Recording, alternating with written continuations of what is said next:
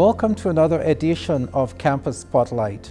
Today we're going to talk about the UNeTech Institute, and my guests are Markin and Mr. Joe Runge, who are both leaders of our UNeTech Institute. What exactly is UNeTech and what exactly do you do? We provide a variety of services for the university. We help inventors prototype their inventions. We pair those inventions with entrepreneurs, and we support entrepreneurs in launching companies.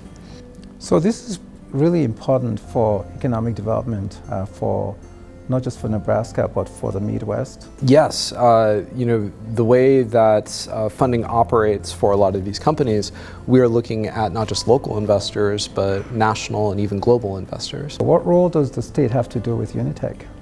The state legislature funds UNeTech, and that funding started in 2016, and they've continued to fund us for the last several years. And without that funding, we would not be able to help train and prototype and get these investors together with the entrepreneurs and the inventors. And I'm assuming that there's been some rewarding companies that have come out of this joint venture with the state. What you're holding is a swab-free solution for nasal specimen collection. And so the way it operates is, rather than cramming a swab up everyone's nose, which no one likes, that device directs a jet of fluid to be able to collect the specimen. And then, kind of like skee ball, it collects it as it comes back down. Now, this was a very effective prototype, but it was only after UNeTech was able to partner with an entrepreneur that we collaborated with that it evolved into this. So this is the second version of the prototype. And it's really amazing what we can do with 3D printing now. These were produced by students at Metro Community College under a grant received by the University of Nebraska Medical Center. And we were able to produce this more advanced prototype, which really brought into a sense of a larger problem. So we were focusing on making swabbing less uncomfortable for patients and making it less dangerous for doctors. But there was an entire different problem with laboratories that we failed to really appreciate.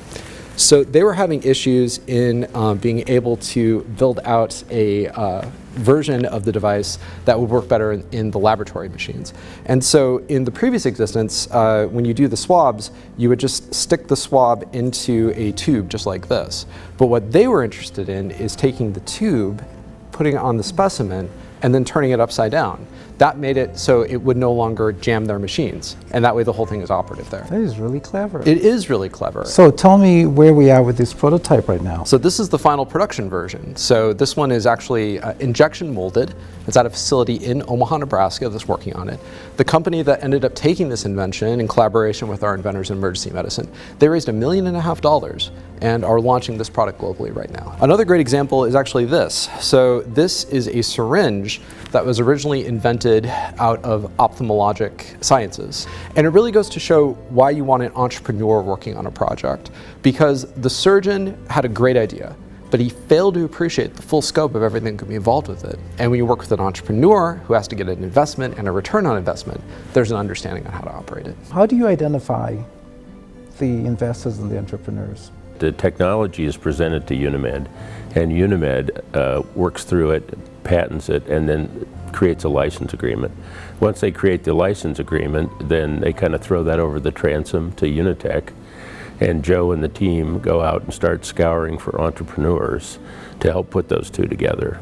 What would you say have been some of the greatest accomplishments so far for both UNeTech and projecting forward? How do you see that translating to the catalyst? I've been really proud that the creation of the UNeTech Institute has given the University of Nebraska Medical Center another way that we can help lead in the community.